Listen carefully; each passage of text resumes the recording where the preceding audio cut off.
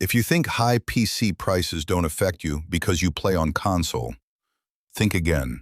This massive memory crisis is about to make the PlayStation 6 a $1,000 console. Welcome back to XTechPulse. Over the last few months, the hardware market hasn't just warmed up, it has completely ignited.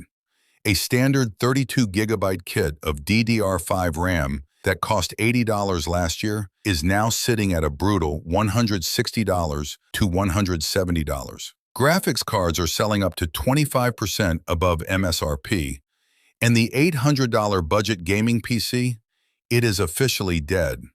But who is the real villain here? Is it greed, or has artificial intelligence just stolen the very air our gaming rigs breathe? Today, we are dissecting the biggest memory catastrophe in tech history, and why your next upgrade might cost you a fortune, whether you buy a PC, a laptop, or a console. To understand why your local retailer is charging criminal prices for a simple RAM stick, we have to look thousands of miles away at massive server farms. Cloud infrastructure giants, Microsoft, Google, Meta, and OpenAI, are building AI inference data centers at an unprecedented scale. And what do these LLM models eat for breakfast? Memory. Not just any memory, but HBM3E, high bandwidth memory, and massive RDIMM modules. Silicon giants like Samsung, SK Hynix, and Micron only have a finite number of semiconductor fabrication plants. When an AI hyperscaler arrives with an open checkbook to buy out 80% of the global DRAM wafer allocations for the next 2 years, guess who gets pushed to the back of the line? You, the gamer. According to the latest data from memory market authority TrendForce, conventional DRAM and DDR5 contract prices have exploded between 80% to over 100% year over year. Let that sink in. The $80 budget DDR5 kit you recommended to your friend 12 months ago is now a $170 luxury purchase. And this isn't just affecting desktop system RAM, it's bleeding directly into graphics memory.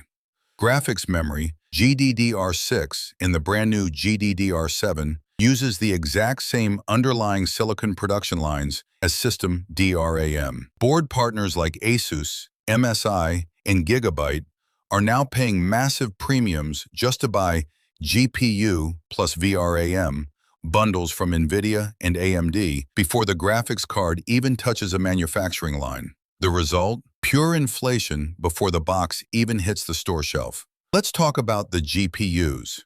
NVIDIA's flagship RTX 50 series landed with incredible architectural promises. GDDR7 memory speeds, insane ray tracing pipelines, and neural rendering. But good luck finding one at MSRP, because TSMC's advanced packaging slots are overwhelmingly prioritized for enterprise AI chips like Blackwell.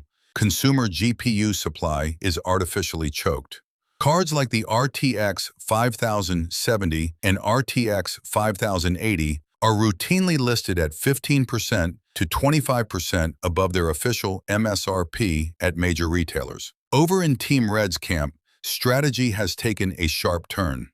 Industry reports from Tom's Hardware and WCCF Tech confirm that AMD chose to abandon high-end Halo pricing wars for this generation. Instead, AMD's RDNA4 architecture, the RX 9070 series, is laser-focused on mid-range value. By avoiding ultra-expensive VRAM density configurations on non-existent enthusiast cards, AMD is trying to keep system building somewhat humanely priced.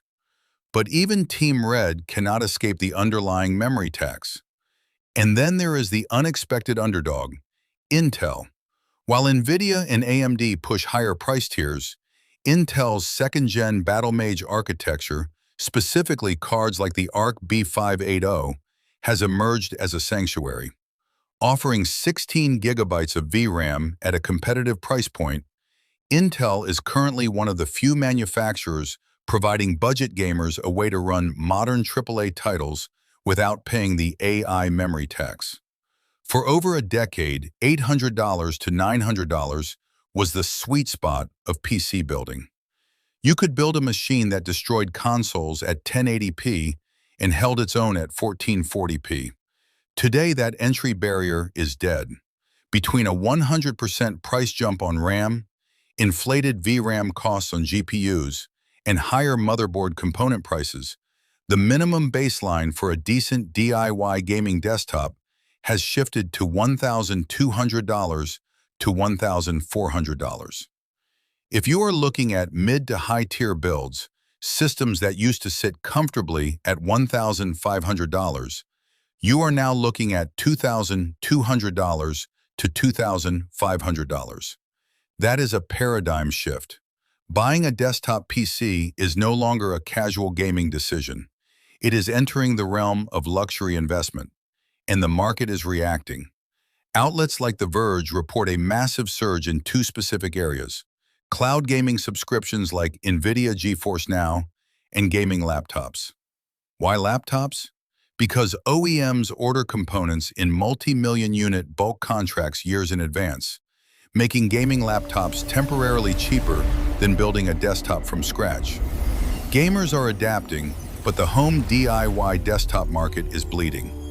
Now, if you're sitting back on your couch thinking, I'm a console gamer, I don't care about PC hardware prices, I have bad news for you.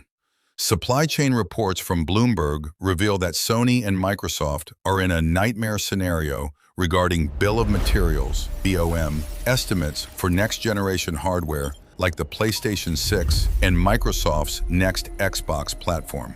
To run 2027 and 2028 AAA games with path tracing and AI upscaling, next-gen consoles require between 32 gigabytes to 48 gigabytes of unified high-speed memory. If DRAM prices stay at these elevated tiers, manufacturing a console will cost Sony and Microsoft over $700 per unit just in raw parts. Once you add marketing, shipping, and retail margins, the PlayStation 6 could easily launch at $800 to $1,000. This memory wall is also halting the development of next-gen handhelds. Both Valve and Asus have publicly noted that memory costs make developing a true generational leap handheld far too expensive for consumers right now. The silver lining? Devices like the Steam Deck OLED and ROG Xbox Ally are going to enjoy a much longer lifespan. They remain the best value for money gaming hardware on the planet today. So, is PC gaming officially dead in 2026? No. But the era of cheap DIY PC building is on life support. If you need to game right now, here is your survival roadmap. 1. Do not buy DDR5 RAM at retail scalper prices. If you have an existing AM4 or 12th Gen Intel system with DDR4, hold the line. 2. Look at mid-range and budget alternatives. Cards like the Intel Arc B580 or AMD X9070 series are your best defense against VRAM inflation. 3. Consider pre-built PCs or laptops. For the first time in a decade, pre-built system integrators have better component pricing than buying individual parts. 4. Embrace handhelds and cloud. If your GPU dies today, a GeForce NOW subscription or a handheld device like the ROG Xbox Ally will bridge the gap until memory fabs catch up with AI demand. The line between consumer tech and enterprise AI has blurred forever. As long as tech giants throw billions at AI servers, gamers are going to feel the collateral damage. But as history proves, gaming always finds a way. Now, I want to hear from you down in the comments. Are you delaying your PC build because of these RAM prices? Or are you sticking to consoles and handhelds until the storm passes? Drop your specs and your thoughts below. If this deep dive helped you make sense of this crazy hardware market, hit that like button, share this video with a friend who's planning to build a PC, and subscribe to XTechPulse for the ultimate, unfiltered tech showdowns and market analysis. Thanks for watching, stay smart with your money, and I'll see you in the next video.